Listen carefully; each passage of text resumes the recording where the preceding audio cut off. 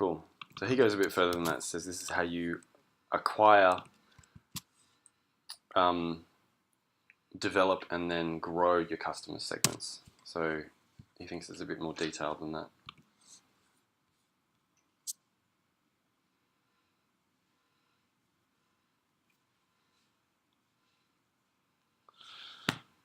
Come on. Customer relationships. It's kind of the fourth piece. And customer relationships has a really interesting interaction with these other three pieces. It basically says, how do I get customers?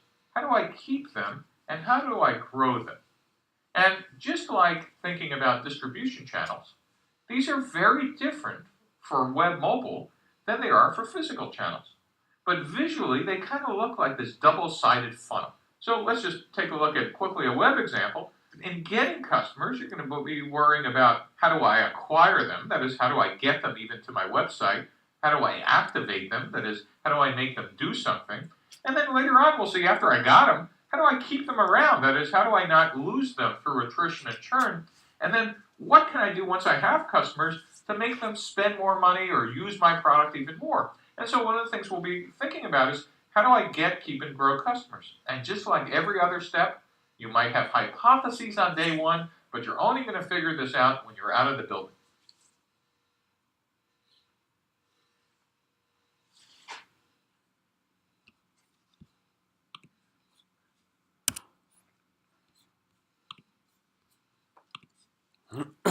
Cool. Next is revenue streams. So revenue streams is basically how do you make money? How do you make more money than you're spending? Business models can be totally innovative just based on the revenue stream. So everything else in that, matrix, value proposition, customer relationship channels, and customer segments can be exactly the same. But if you innovate in the revenue stream, you could totally transform a market. So that's essentially what Google did. Now they had product innovations sitting behind that could actually make that happen. But if you think about what they had, it was basically a better way to search. They had better search algorithms, but then they also said, right, well, we're going to monetize that based on auctions. So auctioning keywords. Whereas before that, it was primarily search portals were basically just these new media companies that had display advertising. They were approaching it like a traditional media company. So it was a different way of thinking, and it's a far more effective way of delivering the value proposition to their customers, which is give me people who are searching for things that I want to sell to them. So revenue streams can come in different forms. You could be selling stuff. So that's what asset sales are. You sell something to someone and they just own it outright. There's usage fees. So, you have it for a set amount of time. Subscription fees, whereas an ongoing relationship or ongoing financial transaction occurs for some reason, to some level of value exchange. There's lending, renting, or leasing. So you acquire an asset and there are certain restrictions around it. Licensing. So then you take, say, the rights to do something with a certain piece of IP or a certain product. A brokerage fee where you facilitate a transaction between two parties. So something like Airbnb makes a lot of their money from brokerage fees, sort of a combination of brokerage and leasing for the different elements of the value proposition, so the different customer segments. And then advertising. So advertising is pretty standard. You all understand what advertising and the revenue around advertising is. And then the pricing mechanisms are variable depending on the type of revenue stream, and you can innovate across all of those. So you can have innovation on either side of this applied to your product category. So pricing like fixed prices, list prices, basically price is a price. There's product or feature-based pricing where that person pays more for more access. A lot of digital products, software products have that feature-based pricing mechanism. You can actually just have pricing that's segment dependent. So it's exactly the same service, but you just sell it at a higher price to a certain market segment because they are willing to buy it at that price or want to buy it at that price. And then there's volume dependent. So as people buy, that's wholesale. As they buy more, the price goes down essentially. And then there's variable pricing. So prices are never set and it's always negotiated. So lots of enterprise sales are at the negotiated rate. Housing is another big one.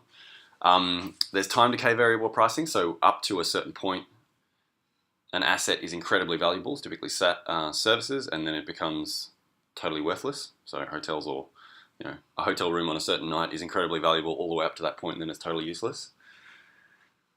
Real-time variable pricing. So Uber has a great real-time variable pricing model that just responds to market demand. And then auction-based, which is the example I gave of Google before. So specific to what people are willing to pay based on participants in a market.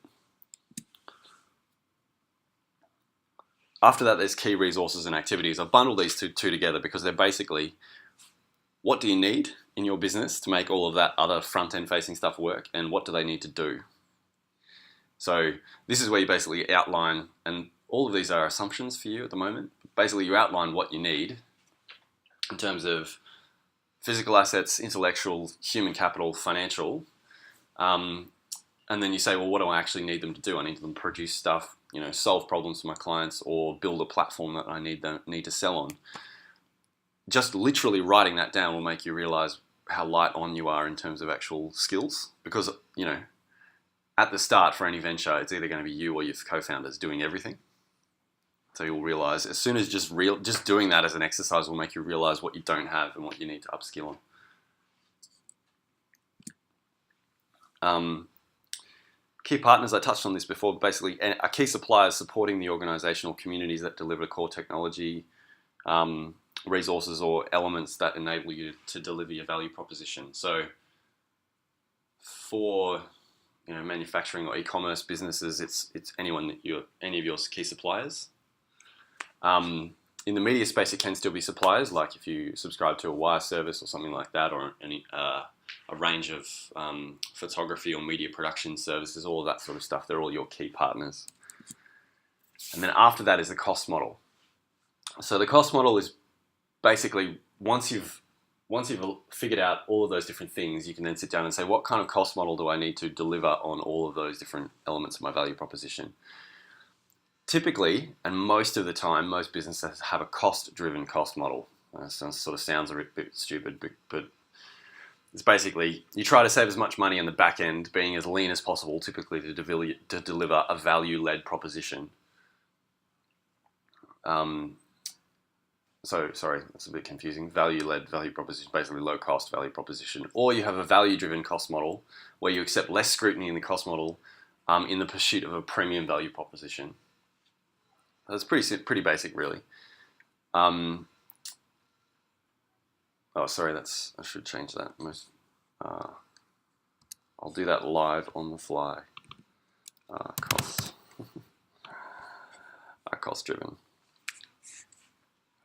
And your cost model can have the following characteristics. Now, in the actual detail, and I'll put this on Moodle as I said, you'll be able to see what these actually are underneath these different characteristics. There's fixed costs, variable costs, and then economy of scope and scale elements in your cost model. Fixed costs are basically a lot of the time if you're in the media game and you need to deliver quality journalism, you have very high fixed costs because you need to invest in quality content production to make that outcome happen. So if you look at TV business model like Al Jazeera, for example, they have incredibly high fixed costs because they have a commitment to quality journalism production across the world. Same with Reuters, all of these and same with The Guardian, they all have very high fixed costs. Variable cost is where when you actually make a sale, then you incur the cost. So as opposed to all the things that you're paying all those people and all those things regardless of how many sales you make every month. Those are your fixed costs. Your variable costs are when I sell something to a customer, then I incur a cost. That's a variable cost. Your variable costs are usually, you just basically look at how much you can sell it for, and then you figure out, what's the variable cost component of that? So it might be 30% of my total sale price is my variable costs. Could be higher, could be lower. The lower the better, essentially. So, for example, in software, in the software game, variable costs are incredibly low because it costs almost nothing to deliver another product to another customer because it happens online. So actually their variable costs are really low. Whereas in, say, something like the construction industry, variable costs are very high. Because, if you sell, someone says, all right, I want to buy a house. You're like, okay, great. Well, I'll go and get all the steel and the wood and, all that stuff and all of the input costs, all of my, tradies to come and execute it. Those are all the variable costs. And then there's economy of scope and scale. I'll let you guys read into those. Economy of scope is essentially, economy of scale you're probably more familiar with. Things get cheaper the bigger you get. Economy of scope is actually, if you're already delivering something to a customer, then there's an economy of scope for you to potentially offer that customer something similar and do it based on the fixed costs you're incurring. So in the media game, for example, if I'm if I'm a newspaper like the Australian Financial Review, I'm delivering a newspaper to a range of financial, interested financial kind of newsreaders every week. There's an economy of scope in then delivering them, say, magazines or events or something else, because I'm already communicating with them. I already have that kind of economy in place. So I'm already paying to talk to them about what I do in my product or service. So there's an economy of scope for me to branch out into other things to deliver different value propositions to that same customer segment. I'll just check on the...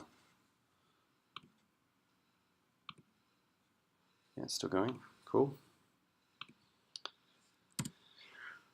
All right. Here's an example. I think it's good to go through an example like this. So this is Nespresso. Are you guys familiar with Nespresso? No? Some people might be. It's a... So My name is Alex Off.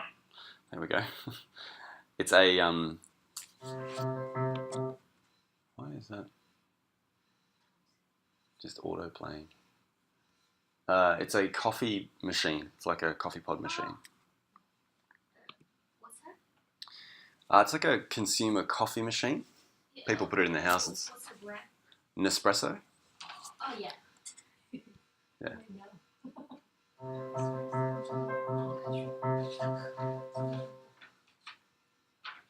My name is Alex Osterwalder. I'm the lead author of Business Model Generation and co-founder of Strategizer.com. I'm going to walk you through the business model of Nespresso, a company that sells coffee in the espresso business. So let's look at the value proposition first. It's composed of two products, the Nespresso machine and the pods that go with it. And we're going to look at the distribution strategy that Nespresso has. They sell the machines to retail to households, which means they earn a one-time transactional sale from selling the machine. Most of that money goes to the key partners, the machine manufacturers, who they work together with. Then for the Nespresso pods, they have a totally different distribution strategy. They only sell the pods to their own channel. Started out with mail order and call center, then they built Nespresso.com, and today in the biggest cities of the world, you'll find Nespresso stores as well. This is interesting because it meant that they had to build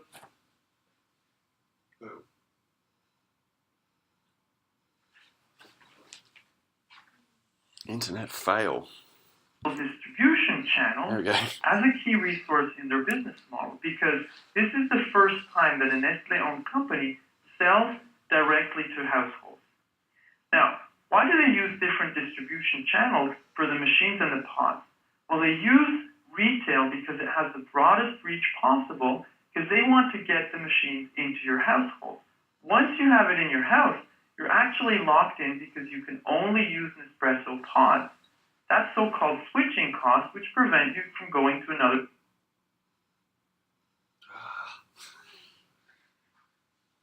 Come on.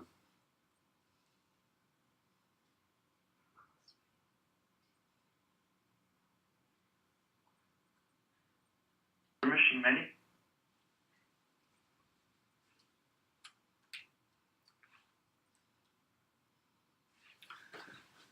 We may need to let this go. That's a shame.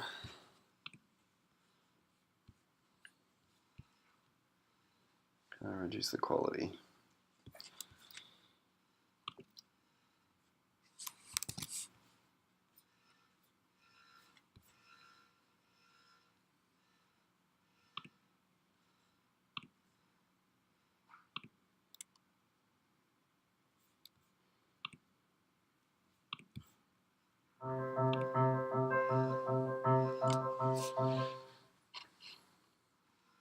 name is Alex.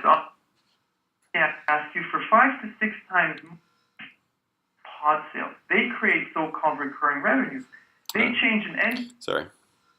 That bit's Now, super once you important. have the machine and you're locked in, you're going to have to buy pods from Nespresso, which means they earn money from repetitive pod sales. They create so-called recurring revenues.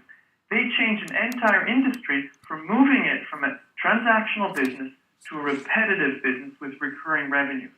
So interestingly here, they have recurring revenues, they have direct sales with higher margins, and they ask you for 5 to 6 times more for the coffee that you pay. So they get people around the world to pay much more money for the same amount of coffee. Now let's look at the left-hand side of the business model canvas to see what they need to have to do what they plan to do on the right-hand side. First of all, they need coffee.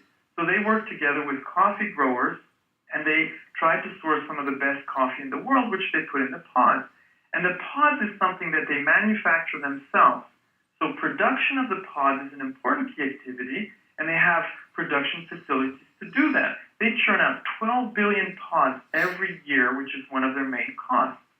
Another important activity and key resource and main cost is marketing and branding. Obviously, when you're in consumer goods, you need to put a lot of money into that. And the last piece here that's interesting is that because they sell directly to households, a decision made on the right-hand side of the canvas, they had to build up business-to-consumer distribution logistics, which we find on the left-hand side of the canvas.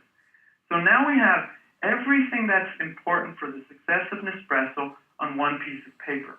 And interestingly, when Nespresso started out, they had a totally different business model around exactly the same product, and that almost went bankrupt.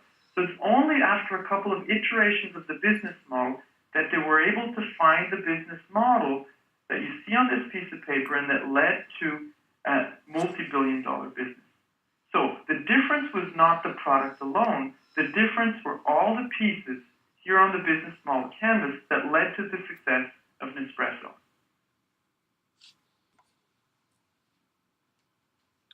So I thought that was pretty good, specifically because it pointed out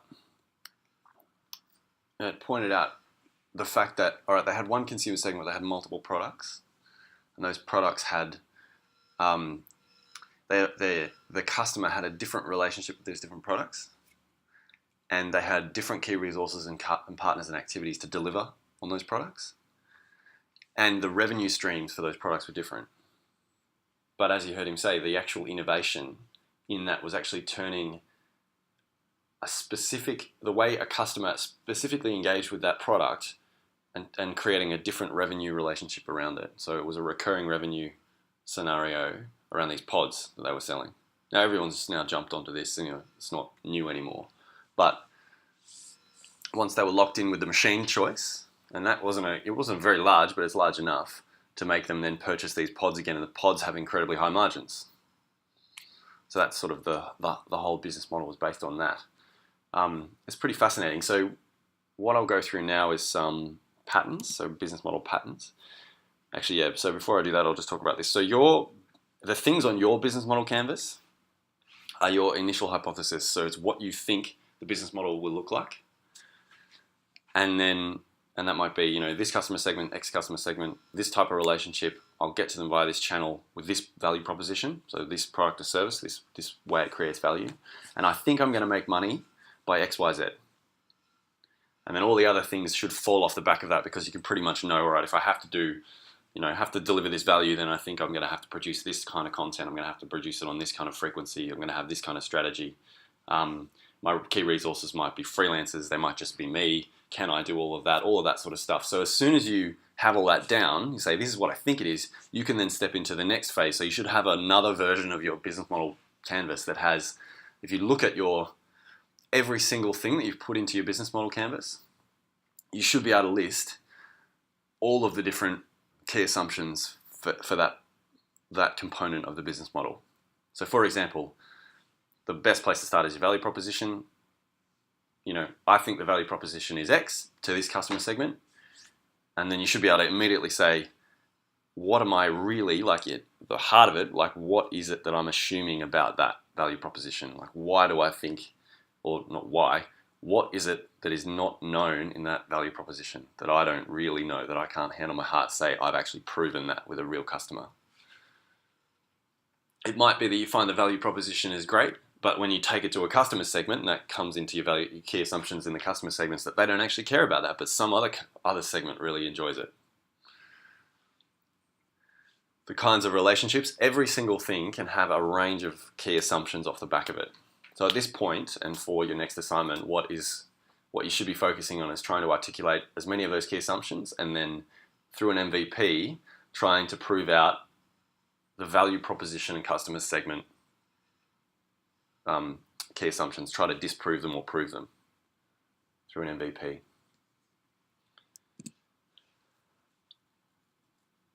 Yeah, so this is Google's business model as an example. So over the top of that Nespresso one. So Google is an advertising company.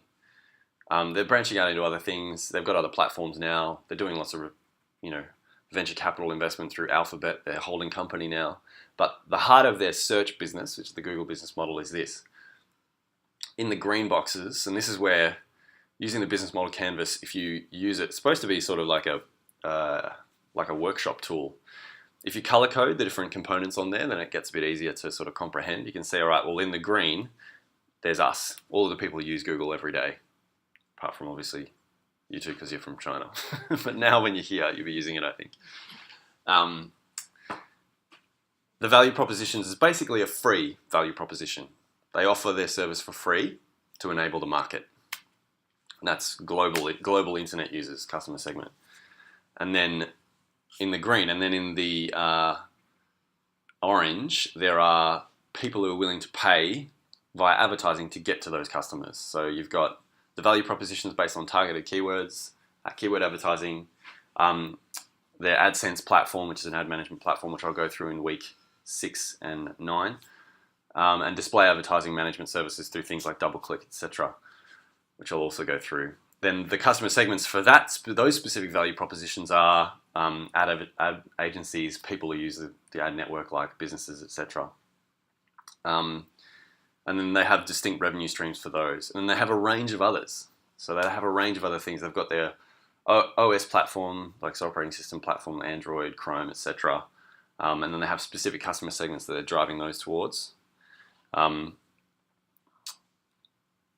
As you can see, and then there's another value proposition, which is hosted web-based apps, which is where they're actually trying to attack Amazon through that suite, which they haven't really done very much with. But the core of the business is obviously search.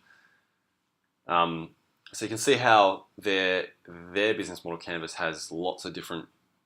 They have lots of different value propositions going in at a range of different customer segments.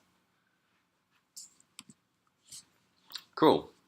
So I'll go now. Now I'm going to go through what Osterwalder says. Sorry, I'll just double check this again. Cool.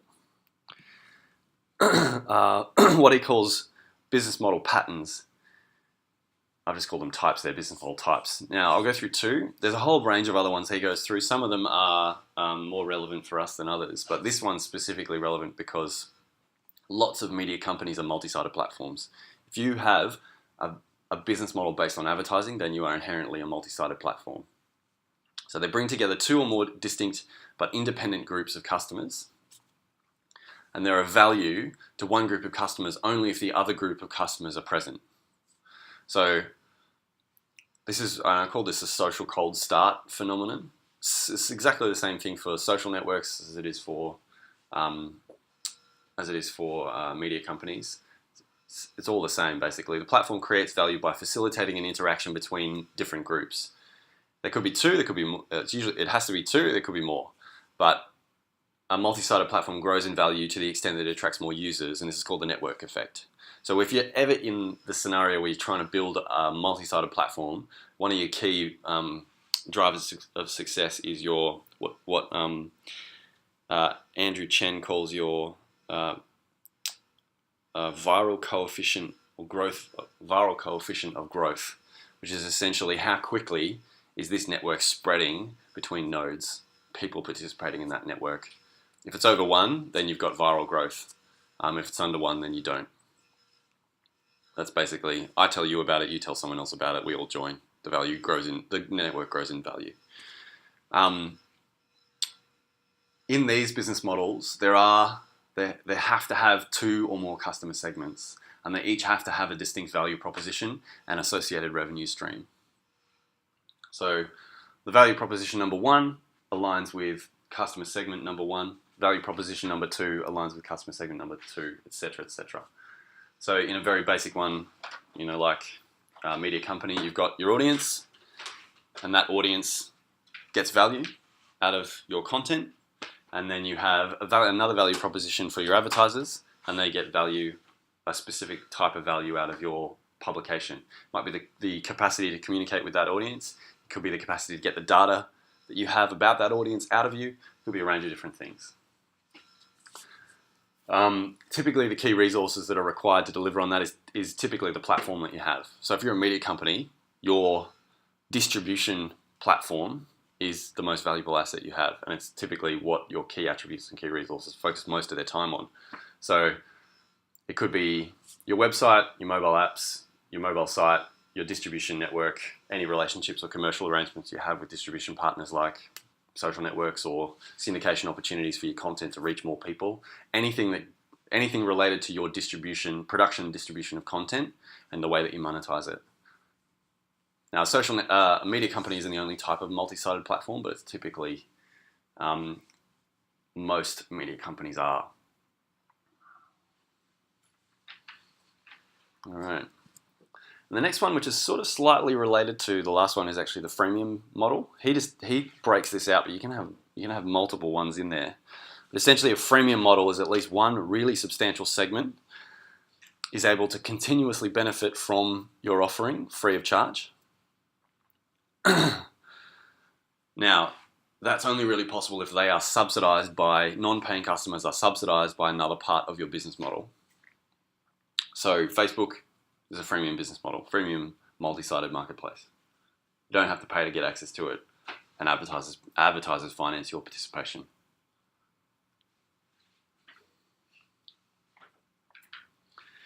A lot of newspapers and things like that, like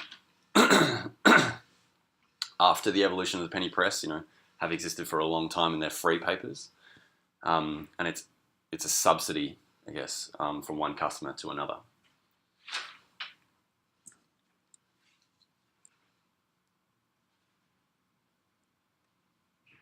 Cool.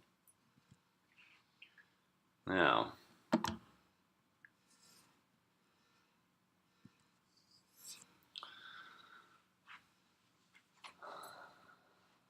I think we've got time to jump in on this. This is customer development. So, again,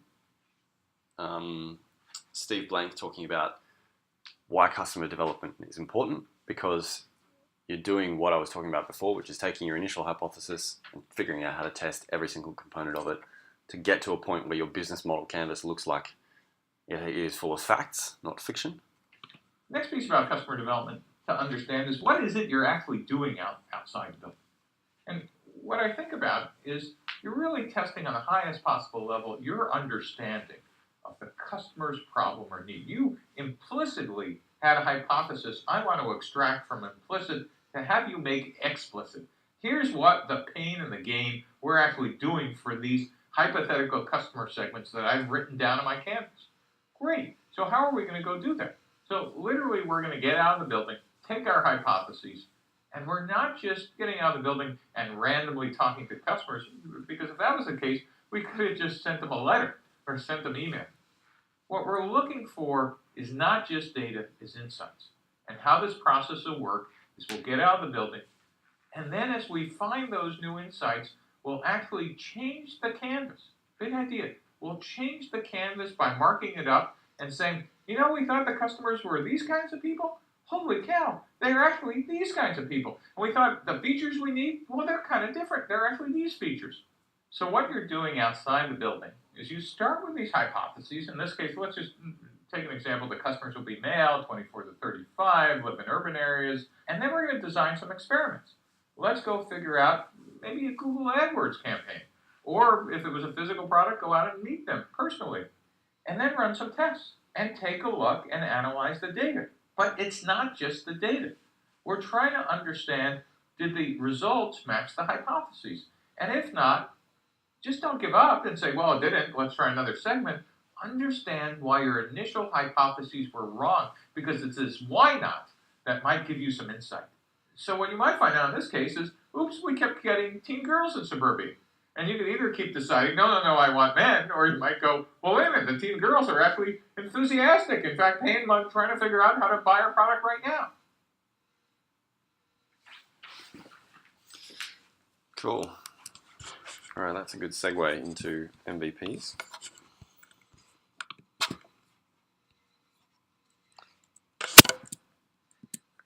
So we talked a little bit about MVPs last week. In Lean Startup, he talked about the Dropbox MVP. Did you guys read that? Maybe? I glossed over it. It's okay. So, do you guys know Dropbox? Yeah? Yeah, you use it?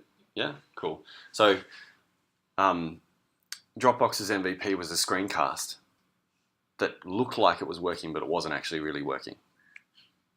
And then he did this voiceover, and they've still got it live at the moment. I'll go into that in a second. But then the other one, which I thought was interesting, so there's a range of different cool examples of MVPs in this little article linked at the bottom from General Assembly.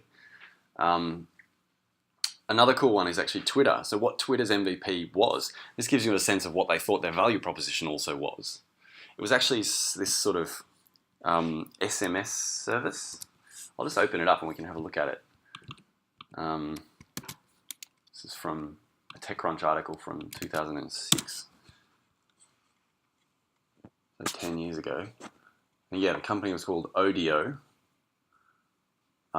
Releases a new service today called Twitter, so American, which is sort of a group send SMS application. Each person controls their own network of friends, and when any of them send a text message, it is 40404, and all of his or her friends see the message via an SMS.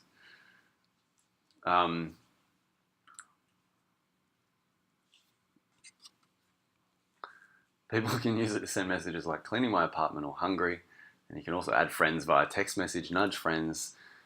It's a social network around text messaging.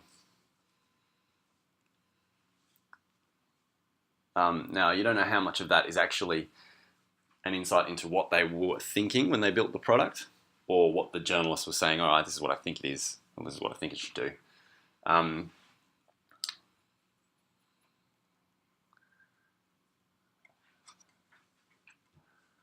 Yeah, I think that's kind of interesting. Like that was their MVP, essentially. Now the Dropbox one, which we can quickly look at, you'll be able to see how old school it is.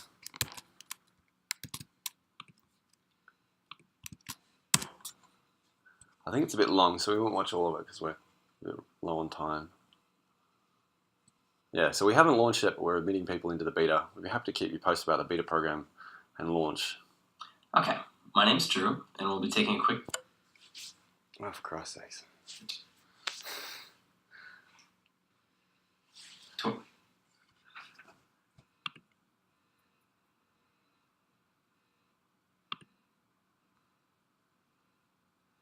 All right, maybe that's a sign. You guys can all look at that in your own time. But hopefully this one works because... All right.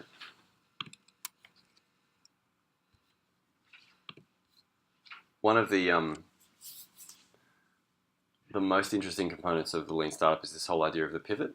Now, Steve Blank basically said it was like the change in what you're doing based on the learning that you go from, customer value to customer development. So when you come up with a hypothesis and you try and figure out something that's delivering value to a customer, you go and talk to that customer and find out about it. The change that you make through that process, Eric Ries basically coined it as a pivot. But his position on it is it's a change in strategy without a change in the vision. So there's tactics, which which is like things you do on the ground. So tactics might be, you know, I'm trying this ad campaign, or I think, you know, this variation on the product or this pricing or something like that is a tactical change without actually changing the strategy. So the strategy might be delivering this value proposition to this customer segment. That's actually your strategy. Whereas a pivot is saying, well, actually, I'm going to change the value proposition, or I'm going to change the customer segment, or the way I'm going to communicate with the channel that I actually take it into them, or the revenue strategy, or the way that I'm actually going to try and generate revenue from these customers based on my value proposition. Those are pivots, essentially. So I'll show you, before I look at that video, and hopefully it works, because it is quite important. So I'll show you, actually I won't close that. So if you guys, I brought up Fans Unite last time I was in. So this is a sports website I launched a few years ago. Wow, the internet's really slow here. A few years ago. Essentially, we built a technology platform to run this website. And as we were running it, which is sort of a user-generated kind of content-driven platform, as we were developing it, we thought, all right, this platform is pretty interesting. And we were looking at other media companies that were doing this, specifically one in the US called Vox.com. Sorry, Vox Media, who run Vox.com and SB Nation and a range of other platforms. They said that one of their key areas of competitive advantage for them as a new media company was their technology platform. So we were like, right, well, we think we need to do something pretty specific here. It was different to what they were doing. So we decided to build our own technology platform. As we were building it, we thought, we were looking at it going, okay, this is pretty interesting. And then media companies that we knew basically started talking to us about the platform that we built. And they said, well, how does this platform work? What does it do? Why is it different? We started talking to them about it, and they said, well, can we buy that off you? Can we use it for our platform? And we thought, okay, there's a different opportunity underneath what we've done outside of specifically just going after a publishing business. We think there might be a technology business associated with this. So we started selling the technology platform, and we pivoted. Essentially, we basically talked to the board and we said, the opportunity behind this business is X. We thought it, you know, and it still has a great opportunity as a media business. But actually, for us, we think the bigger opportunity is in the technology that's driving it. Because we think we're doing something slightly different to achieve an outcome for this website. We think all websites should also be able to achieve that outcome. It's a range of different things, integration with social, push and pull integration with social media, lots of other stuff. I'll put a link up explaining it on Slack if you guys are interested. I'm not going to turn this into a sales meeting though. So that's essentially what we did. And then when we pivoted the whole business from a media company to this. Oops. I won't keep that. A technology platform, which is basically just taking what we did to make that website work and selling it to everybody on a subscription basis. Pardon me. And there were lots of pivots along the way. Once we got to the value proposition of saying, all right, we want this to be a technology platform, our customer segments changed multiple times as we started talking to more people. The channels changed. We thought, all right, initially we were like, all right, we reckon we need to sell this like an enterprise product. This has to be, you know, we need a sales force, we need people to go out and sell this to people. And therefore, to accommodate that, we needed a very high price. And then the more we learned, the more we talked to customers who got out of the building, we actually realized that no, they didn't want it as an enterprise product. It needed to be a lower cost SaaS subscription product. And so therefore we needed to go back, and that was the revenue stream, like both the value proposition and the revenue stream had to change. And so therefore we needed to go into the back end and say, well, how do we change our key activities? How do we change our key resources to match that desired value proposition? And so that's where we are now. So we've gone through multiple pivots across the whole business model canvas, but the key pivot was actually from changing from a media play with a technology product into a technology product only serving media companies as customers. So this video from, I'll just get rid of that because it's slowing things down. This video from Steve Blank, not Steve Blank, Eric Ries is really good talking about pivots.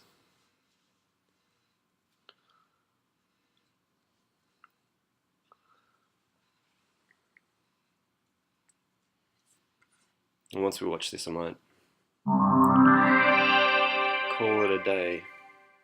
You know, this notion of learning and experience, and as you put it, and something we have to be comfortable with, failure, you introduce a notion of pivot and persevere.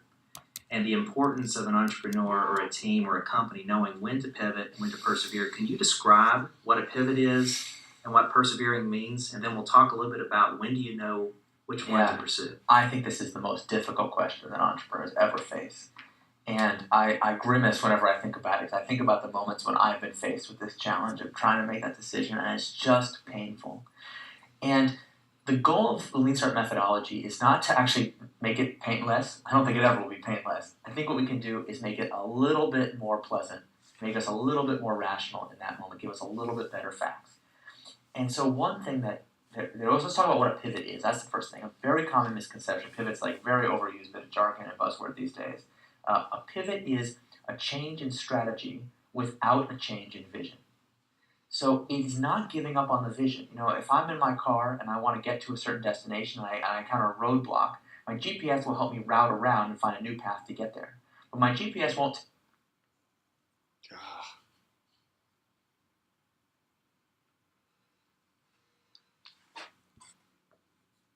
tell me where to go. And I'd be crazy if I run into traffic and say, you know what, forget it. I'm going home. I don't want to get to I'm going to a different destination. Say, no. Encounter difficulty, that's par for the course. But the whole Let's try that.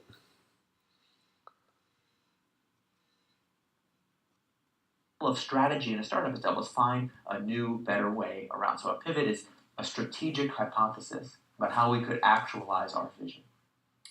It's not a change in the product. We change the product all the time, make it better, try to make it easier to use, better performance. Those are just optimizations. And changing the vision is really just giving up. The challenge is, as entrepreneurs, sometimes we can't tell the difference between vision, strategy, and product. We view it all as one big package because when we were in the shower that one day when we had our idea, it came to us all in a flash. And actually, the reason it's so painful to pivot is it requires giving up some elements of what we thought we were going to be doing. And the reason we're giving them up is we realize, oh no, the distribution channel, that's not the thing I care the most about. It's actually serving customers and making their lives better. So if I can find a different path to get the product to them, I can let that go. Or sometimes we'll say, I thought this product would be for teenagers, but it's actually for adults. Those are the customers that actually want it. Am I willing to give up this customer segment because I actually learned I can serve this customer segment better? Those are the really difficult decisions. Most companies, when they are going to pivot, when they're going to have a meeting to decide whether it's time to pivot, it's painful because it's the 11th hour. It's the last minute. We're down to our last dollar. The roof is on fire. We've put it off as long as possible, and reality is, finally breaking through the boundaries. That is not a good environment for making calm and rational decisions. So part of the lesson of Lean Startup is we know we're going to have to pivot. Every successful startup had to pivot along the way. It's just a fact of life. So let's just schedule the meeting in advance. Let's just make it a regular part of our business discipline to say, hey, today it's time for the meeting to decide, are we on the right track? Do we believe in our strategy? Should we keep going? Should we persevere? Or should we pivot? And the great thing about scheduling the meeting, doing it, every 6 weeks, every 8 weeks, is that, first of all, it's a lot more pleasant. It doesn't give anyone it doesn't inspire a lack of confidence because you're admitting that you don't know. It's just more a routine thing that we do. And second, we can work backwards from the date of the meeting to say, you know what, if 6 weeks from now I'm going to be asked to evaluate, is my strategy working? What evidence would I want to have 6 weeks from now that would give me confidence that I'm on the right track? And it lets us work backwards from what do we need to learn to what do I need to do today? And every team I've been through that exercise with discovers that right now, as we speak, they are busy doing some things that actually don't contribute to their learning at all, and therefore won't help them figure out whether it's time to pivot, and are therefore a waste of time. Interesting. In the book, you talk about several examples of the types of pivots. When you discover that a feature actually becomes the product, what other examples can you give of what represents a pivot if you're a lean startup team or a lean startup company? Yeah, there's a whole catalog of different kinds of pivots. And people who study business strategy, anyone who got an MBA, this is going to sound very familiar. That's what strategy is all about, is identifying what our options are so that we can figure out what's the best thing to test. The most common pivots are customer segment or customer pain pivots. Customer segment pivot says, we found a problem that customers have, it's just not the customers we thought, it's a different set. So that example I gave of teenagers versus adults, I actually lived through a product like that, it was quite hard. Yes. Customer pain pivot is, we want to serve this customer, we thought the number one problem they have in their life is, this thing we're making. Actually, since we met those customers, they don't care at all about the thing we're making, but they have this other problem that's huge, and we can really solve that problem instead. There's the zoom in and the zoom out pivot. Zoom in happens when what was previously just one little feature of our product, becomes the whole product. Classic example is something like PayPal, which began as this whole cybersecurity suite, but customers only ever actually used it to email each other money. And they said, you know what? What if we made the whole product about emailing each other money? That could be a pretty good business. Turned out okay.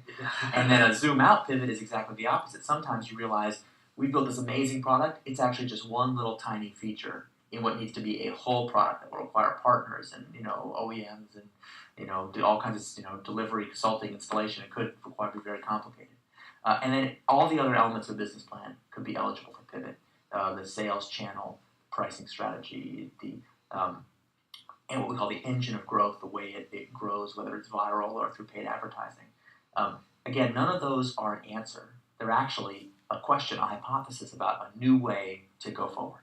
Interesting. You also talk about the importance of time and speed. Mm-hmm. And I'd just love to have you describe a little more about the importance of speed when it comes to making the decisions around pivoting, and put it in terms that entrepreneurs understand, which is typically how long do you have before you run out of money? Yeah, exactly. Can you just describe that concept a little bit? We always talk about runway for startups, and this is true for the VC-backed startup, the garage startup, the internal corporate startup. It's the same thing. The day you start your project, you've promised everybody these amazing results, the clock is ticking till you run out of the key resources that allow you to go forward. And so we usually measure runway in time. In your typical Silicon Valley startup, we think about what we call the burn rate, which is how much money are we setting on fire every month. Let's say we're spending $10,000 a month and we have $100,000 in the bank. That means we got 10 months left before we run out of runway. And different startups calculate different ways, but usually we think about how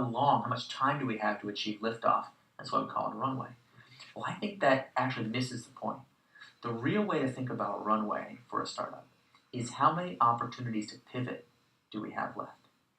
And the great thing about that is you start to say, wait a minute, if I've got 3, 4, 5 opportunities to pivot, but let's say I find a way to work faster, smarter, run better experiments, and I can realize it's time to pivot a little bit sooner, well, that has a cascading effect that actually magically extends my runway without me having to have raised a single extra dollar. So that's the really deep reason why lean startups are more capital efficient, is because we get to the moment of realizing it's time to pivot a little bit sooner. That's interesting. And it completely changes the paradigm. And I loved how you described in the book that lean does not mean cheap. Absolutely not. And what you just described is an example of how lean actually helps you extend the opportunities that you have. Mm-hmm. So that's around pivoting. What about the other big question, which is when to persevere versus not persevere? How do you know when you're out of runway? The nice thing about entrepreneurs, the true entrepreneurs I know, is they never worry about this problem because they only ever stop due to an involuntary termination. The money runs out, the project is canceled, the building actually explodes. I mean, most entrepreneurs only fail at one speed, full speed right up against the wall. So I don't usually worry about the likelihood that they'll give up.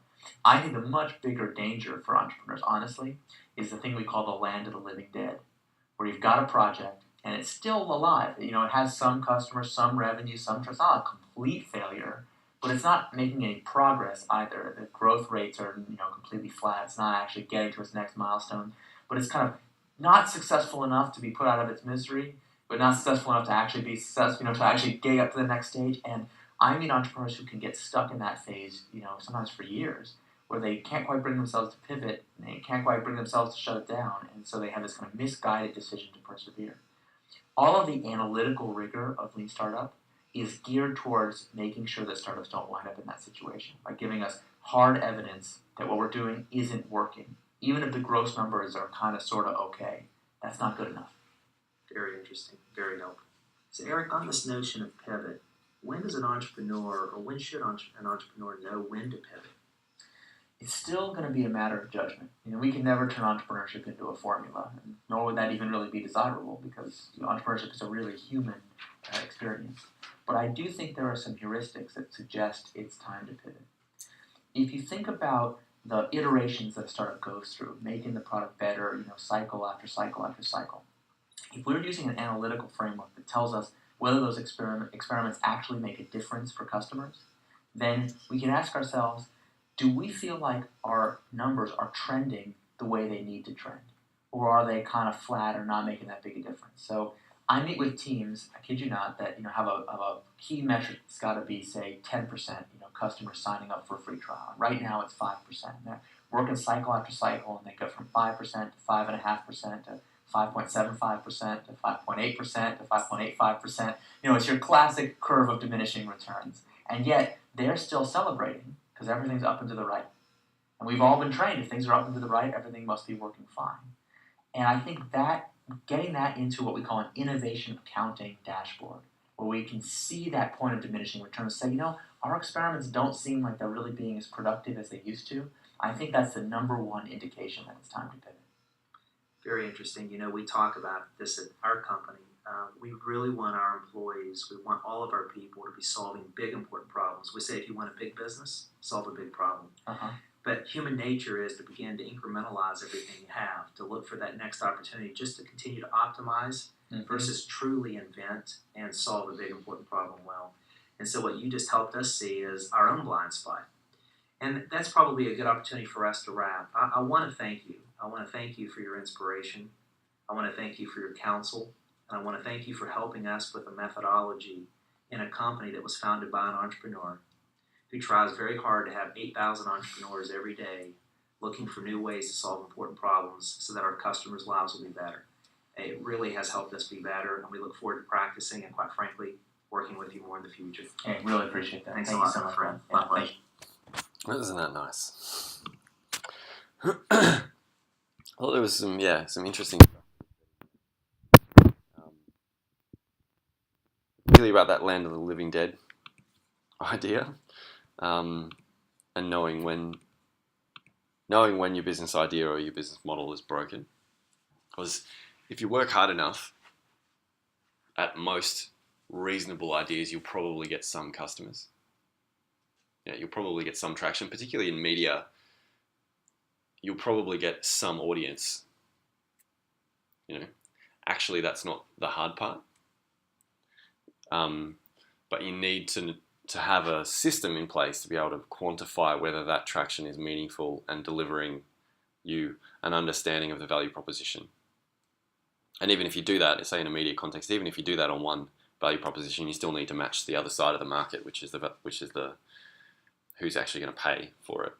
But that's not as relevant if you've got one customer segment or if you're selling a product.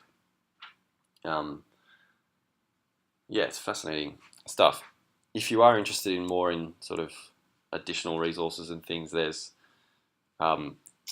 these links at the end. So the business model canvas templates, the first link, he's got a range. He's a consultant. He's got a range of different. He's got the downloads. I put them on Moodle already, but you can grab them off there if you want. But then he also goes through each block in the business model canvas in detail, again, and then the playlist is just there for understanding business model concepts more.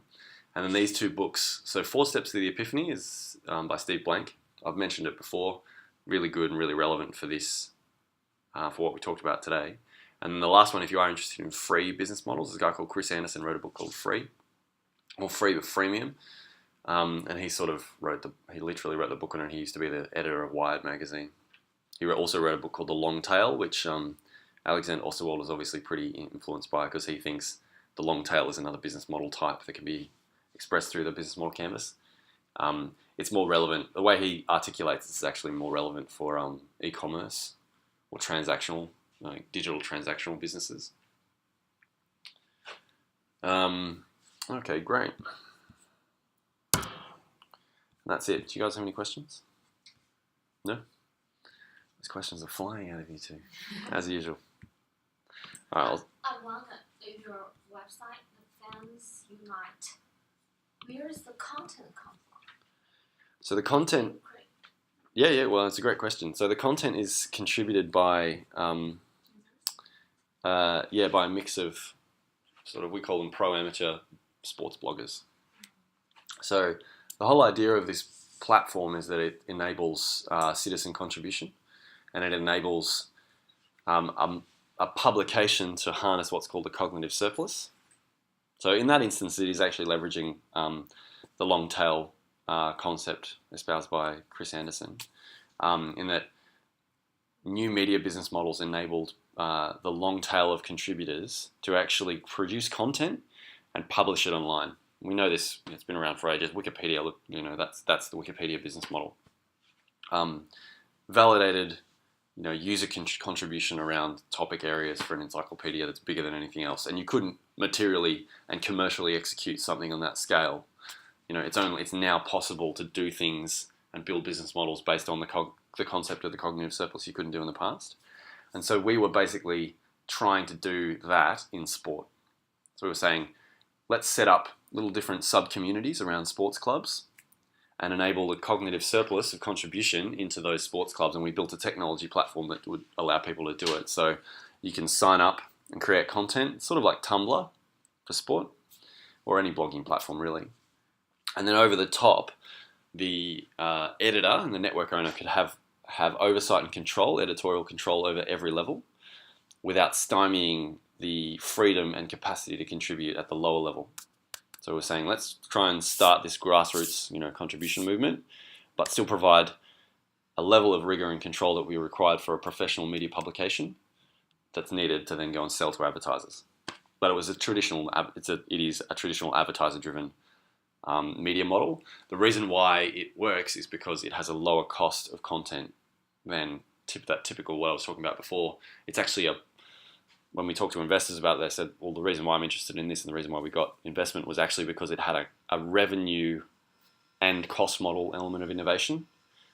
This venture doesn't have as high fixed costs as other media companies because of that citizen contribution. The challenge is actually the quality level that comes with that. So how do you ensure the quality level? Because to deliver the value proposition to a reader, typically, almost 100% of the time in media, quality content is key. Even if it's satire, even if it's comedy, even if it's whatever it is, it has to be from a position of authority, and it has to have a quality element imbued in it. Even if that quality isn't reflected in design, it's actually quality in delivering me what I want. So informed comment, or relevant, or up to date, or a community feel, anything that's genuine, all of those can contribute to what a reader perceives as quality. Particularly in this category, quality means people in my tribe. So sport is is a tribal thing. People coalesce around a sports team because it's a tribal thing. So quality, in our opinion, when we were going through tests and we were doing lots of tests on our content strategy, it was like, well, how do we engender content that gives the reader the sense that the person writing this piece of content is part of the tribe of that little team, that club, that group. And that's the real challenge. That's actually where the challenge in this business model is.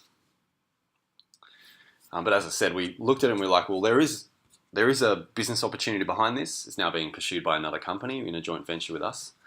But really, what we think the broader opportunity is to take what I just described as the cognitive surplus concept and give it to every single company that wants to work with content online. Every single person who wants to work with content, publish content, they should be able to leverage the cognitive surplus to do what they want, whether it's sell something, communicate their message, build a community, anything. And that's hence why our startup name is Cognitives. So it's a play on that. The concept of cognitive surplus. If you are interested in cognitive surplus, there's a guy called Clay Shirky. He wrote a book called Cognitive Surplus. And then he also did this awesome TED Talk. It's specifically around media business models.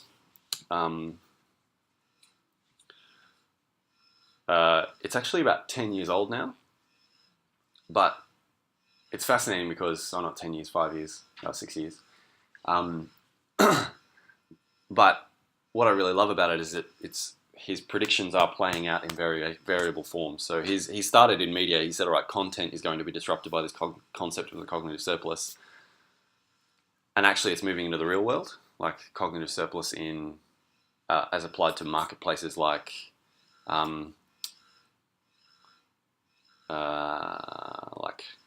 accommodation, so Airbnb, for example, or a marketplace like transport. So in leveraging the cognitive surplus to build a marketplace around transport in the form of Uber. He uses Flickr as an example in here.